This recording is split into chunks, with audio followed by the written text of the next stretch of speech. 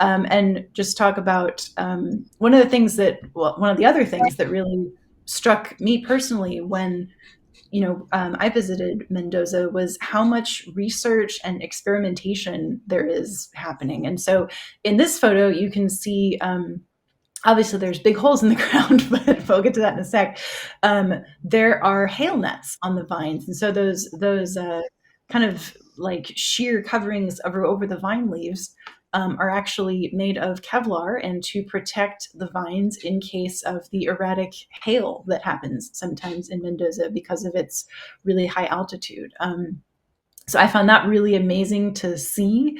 And then, I was also really impressed by, at every winery we visited, every sommelier, every staff member knew the altitude of each wine and where those grapes were grown. And I was so impressed by how knowledgeable they all were and how, just professional everybody was. I thought that was really cool. And then in this photo, this is from the same vineyard, these two photos, at Bodega Zuccardi in the Uco Valley. And these photos are taken about 100 feet apart, right? But you can see there's a huge difference in the soil in each part of the vineyard, right? There's huge stones in the left photo. Then we walked 100 feet down the vineyard row, and there's no more stones, right? It's just, kind of that like, loamy soil. And so I would love to hear what everybody else thought was really, most striking about being in the vineyards. Yeah, and remember from Zuccardi as well, they had different sections of the vineyards that were roped off with different colors of tape, and they were different types of soil where the fruit's going to express something different depending on which section that they're in. And I thought that was really cool.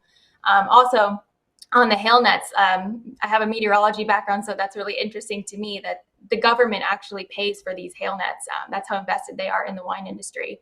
And then they're even seeding some clouds to get rid of hail too. And that just absolutely blew my mind. So it's very cool. Cool. Garrett, what about you?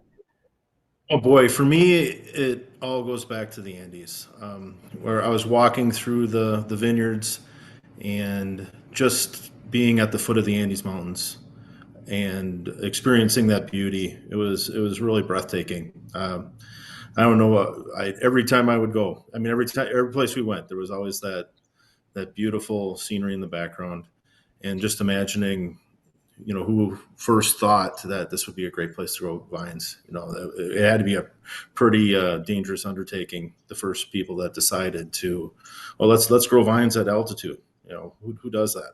So for me, Yeah. that's what was striking.